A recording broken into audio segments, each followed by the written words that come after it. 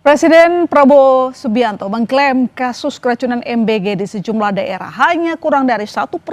Kita akan bahas hal ini bersama anggota Komisi 1 DPR fraksi PKB, Syamsul Rizal. Selamat malam, Daeng. Selamat malam. Terima kasih telah bergabung bersama Indonesia Malam. Lalu bersama pendiri sekaligus CEO Center for Indonesia Strategic Development Initiative CISDI, Diah Saminarsi. Selamat malam, Mbak Diah. Selamat malam. Terima kasih telah bergabung. Dan saya menyapa pakar gizi Dr. Tan Shot Yen. Selamat malam, Dok. Hai, selamat malam. Apa kabar? Luar biasa. Terima kasih telah bergabung di Sapa Malam. Saya langsung ke Dr. Tan dulu. Dok, selang 2 hari pertama Presiden bilang kasus keracunan adalah masalah besar. Sekarang dia bilang bahwa kasus ini hanya 0,00017%. Tapi menurut Anda, sejauh mana kasus-kasus ini dapat mengaruhi program MBG? Ya, jadi yang pertama adalah kita harus bisa membedakan antara kasus keracunan yang menyangkut nyawa manusia dengan dibandingkan dengan misalnya error pada quality control kalau di pabrik sepatu ya. Kalau di pabrik sepatu errornya cuma sekian persen ya udahlah. Tetapi ini lebih bicara tentang nyawa manusia. Bisa dibayangkan kalau itu adalah anak yang kena adalah kerabat kita atau anak kita sendiri ya. Jadi sekali lagi nyawa manusia nggak bisa dihajar hanya sekedar hitung-hitungan statistik. Itu aja barangkali gambaran saya yang singkat. Kalau gitu saya ke Mbak Diah. Kalau begitu Mbak Diah, kemarin kan Anda mengatakan bahwa sebenarnya dari hitungan Anda itu lebih dari 7.000 yang mengalami keracunan. Tapi sekarang update-nya ada berapa, Mbak? Masih sampai saat ini kami masih memantau media, jumlahnya sekitar 7.368 kalau saya tidak salah angkanya. Dan satu persatu dari 7.368 itu nyawa seperti tadi Dokter Tan sudah sampaikan ya. Jadi rasanya tidak bisa direduksi menjadi hitungan angka yang hanya merepresentasikan soal statistik, karena kalau dalam ilmu kesehatan masyarakat dan kedokteran kesehatan itu sama, satu nyawa hilang atau satu nyawa terkompromis saja itu sudah terlalu banyak. Jadi sebenarnya itu tidak bisa direduksi menjadi persentase di bawah 1% tadi itu. Oke, Deng Ical, cara pemerintah Presiden kali ini merespon kasus keracunan dikritik dua narasumber kita saat ini. Kasus keracunan jangan cuma jadi angka statistik. Nah, jadi sekarang apa yang sudah dilakukan dan juga didorong oleh legislatif terkait merespon apa yang sudah terjadi. Kasihan anak-anak kita yang keracunan makan MBG. Betul, saya setuju karena MBG ini adalah program strategis nasional. Programnya Bapak Presiden, Wakil Presiden. Dan program ini adalah simbol dari komitmen pemerintah untuk memenuhi kewajibannya. Dan simbol ini juga menjadi harapan masyarakat. Jadi bukan sekadar angka statistik. Karena begitu ada program yang tidak jalan, maka seperti memotong harapan masyarakat. Jadi dengan bahasa-bahasa yang ya eufemisme lah. Ini tidak cocok. Saya juga secara pribadi dan sebagai anggota DPR ini juga ikut mengkritik. Ya ini tidak bisa distatistikkan. Tetapi yang paling penting adalah bagaimana kita merespon kejadian ini, kemudian ada langkah-langkah perbaikan yang terukur, baik secara sistematis maupun juga untuk alternatif solusinya.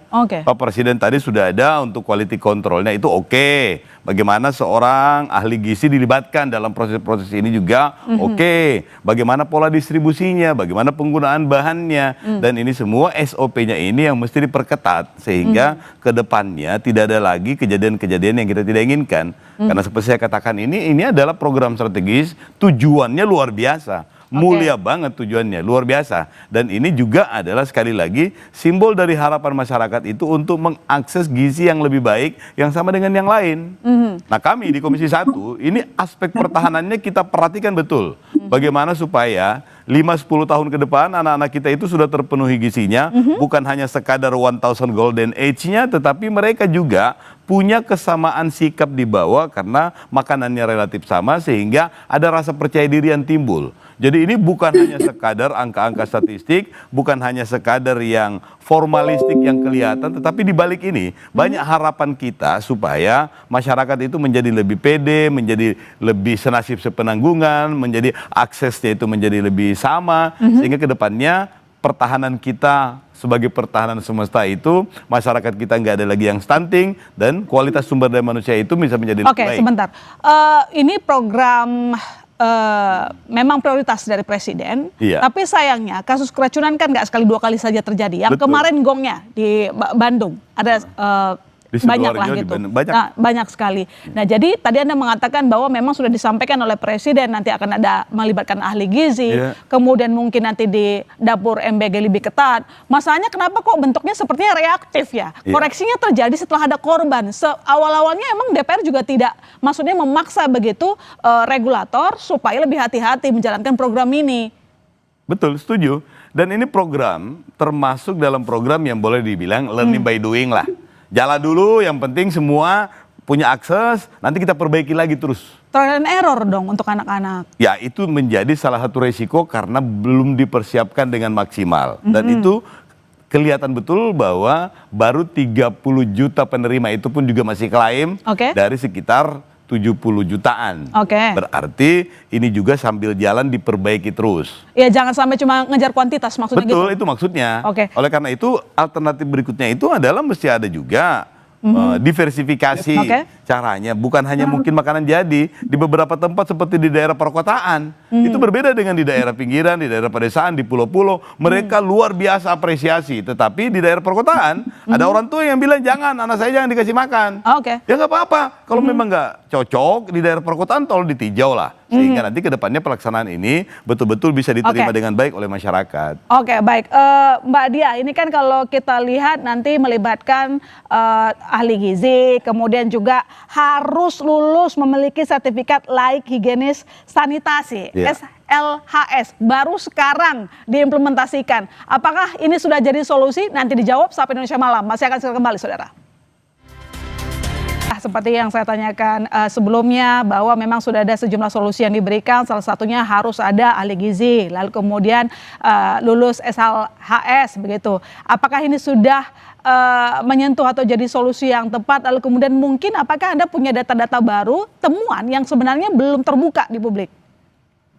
Iya, jadi pertama mungkin dalam siaran persis di semingguan yang lalu ya, waktu ini mulai naik ke permukaan kasus ini, sebenarnya kan ini bukan baru pertama kali, kita selama ini sejak setidaknya bulan Maret April itu sudah mulai mendengar ada keracunan ya.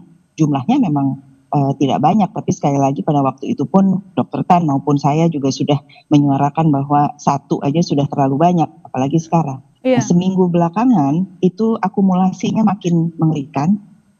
Jadi sekitar 5.600 waktu itu kami melakukan monitoring lewat media, dan kemudian tadi di Kabupaten Bandung Barat itu sekitar 1.300, sehingga jumlahnya tuh menjadi di atas 7.000 orang jumlah korban keracunan. Nah, begitu itu diangkat dalam jumlah yang sudah ribuan, kami menyampaikan bahwa seperti biasanya dalam prinsip-prinsip public health atau kesehatan masyarakat, kalau ada jumlah kasus yang bisa terpantau ke permukaan, ke publik, biasanya itu adalah pucuk gunung es. Jadi kami menyampaikan kekhawatiran bahwa ini potensi bahwa kasus-kasus tersebut, korban-korban ini adalah pucuk gunung es. Seperti kemudian kita perhatikan juga sekarang lebih sedikit yang naik ke permukaan. Jadi melakukan media monitoringnya juga perlu lebih ke mana-mana. Jadi tetap kami dalam posisi bahwa ini sebenarnya lebih banyak angkanya, tapi yang naik ke permukaan jumlahnya 7.300 itu epidemiolog maupun public health, ahli-ahli public health itu pasti paham konsep ini. Karena itu hanya menunjukkan berapa yang ke permukaan. Nah, sekarang pertanyaannya bagaimana penyelesaiannya? Apakah SLHS itu cukup? Apakah SOP ini cukup?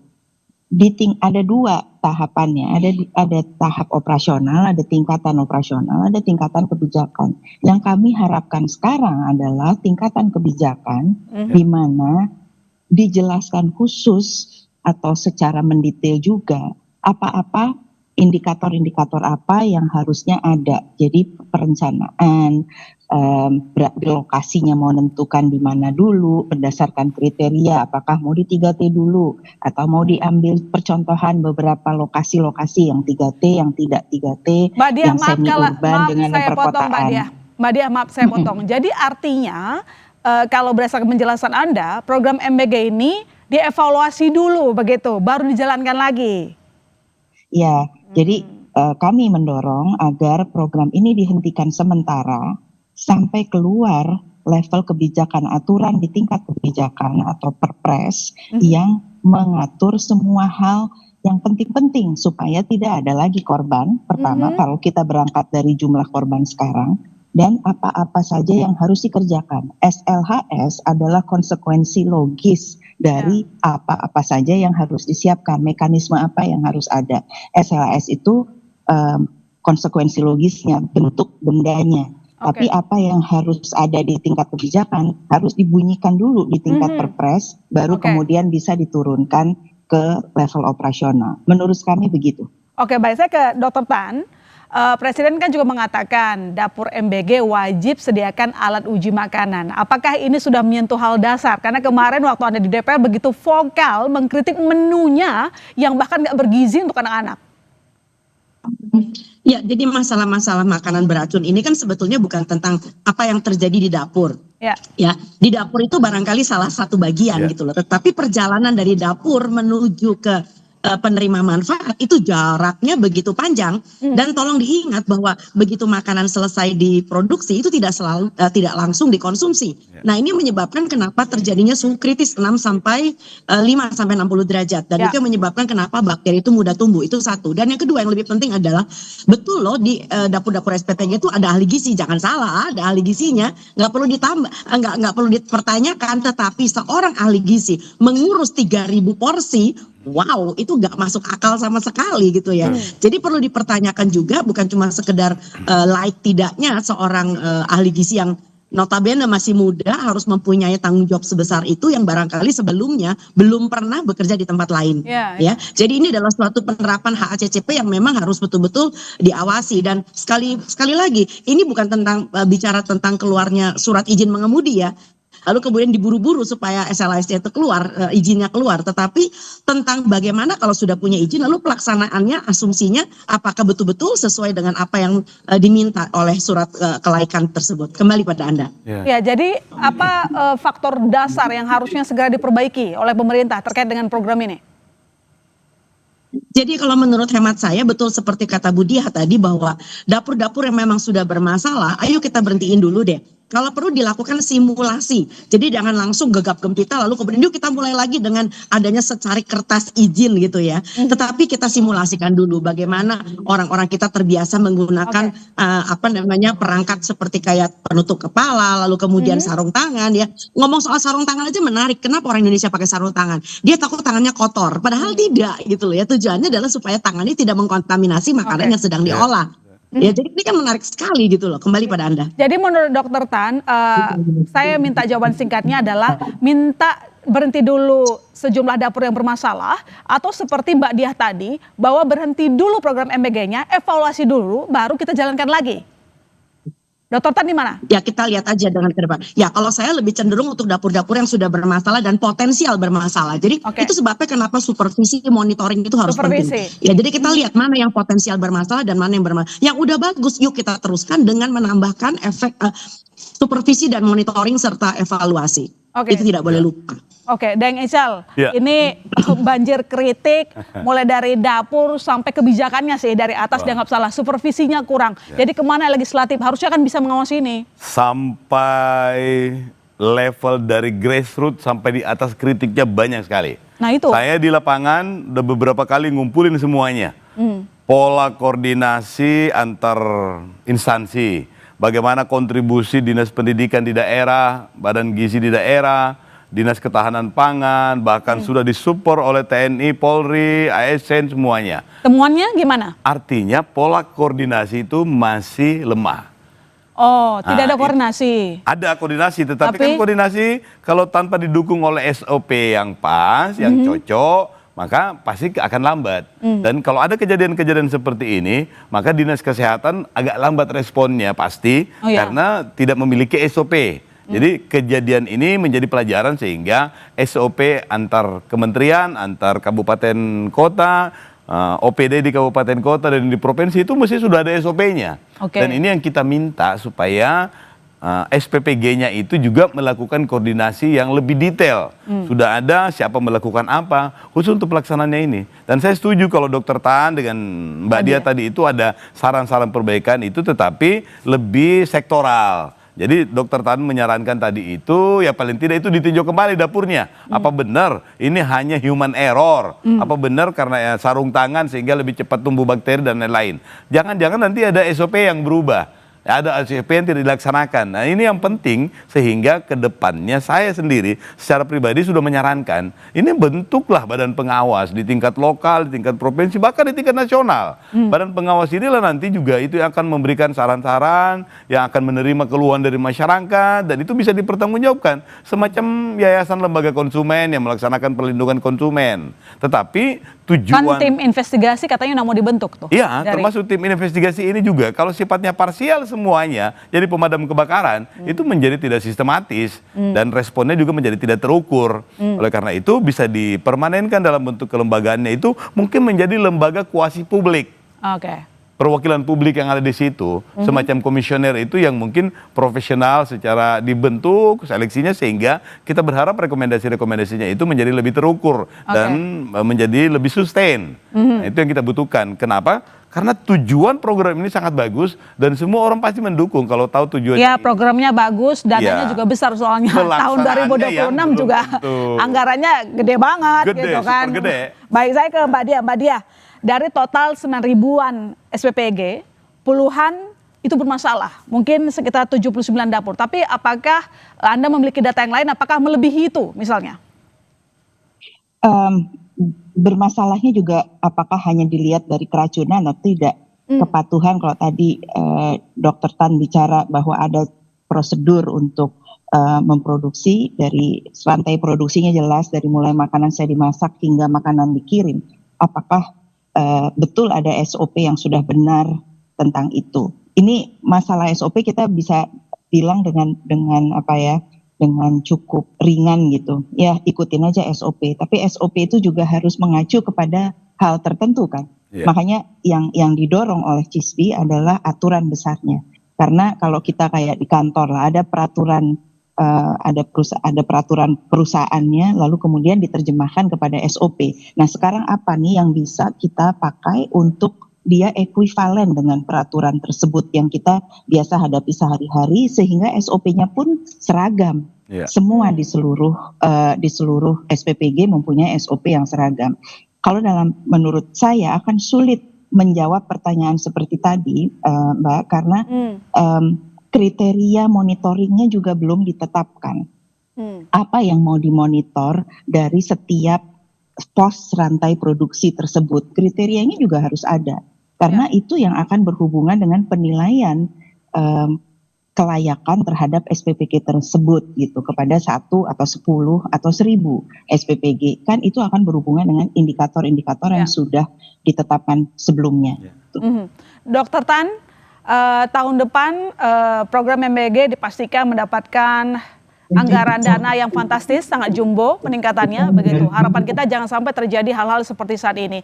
Jadi, apa langkah komprehensif yang harus dilakukan? Dan kalau tidak dilakukan, bagaimana nanti kelanjutan pelaksanaan MBG?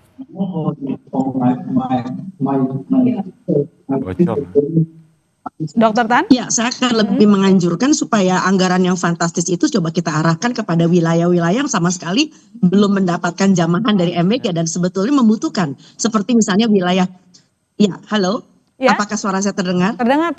Lanjut, Dok. Oke. Sebentar, saya mau pindah sebentar. Apakah suara saya terdengar? Bagus, jelas, Dok. Bagus, halo. Dok. Lanjut. Jelas ya, alhamdulillah saya pindah tempat sekarang. Ya, barangkali dana bombastis itu bisa kita tujukan kepada wilayah-wilayah yang sebetulnya lebih layak mendapatkan MBG. Sebut saja seperti kayak daerah 3T yang selama ini belum terjamah. Dan untuk daerah 3T barangkali strukturnya tidak menggunakan SPPG seperti yang ada sekarang gitu loh ya. Sebab bisa saja menggunakan dapur-dapur dari atau kantin sekolah yang kita kemudian kita bina, kita awasi dan kita kita monitoring gitu ya. Sebab itu adalah wilayah yang memang sulit untuk terjangkau apabila SPPG itu merupakan suatu dapur yang terlepas sekian kilometer dan harus dilalui dengan kendaraan misalnya sampai makanan itu bisa diterima oleh penerima manfaat. Kembali pada Anda. Baik, terima kasih Dr. Tan, terima kasih Mbak Dia, terima kasih Deng Ical telah bergabung di Sapa Indonesia Malam. Terima kasih banyak. Jangan kemana-mana, kami masih akan segera kembali.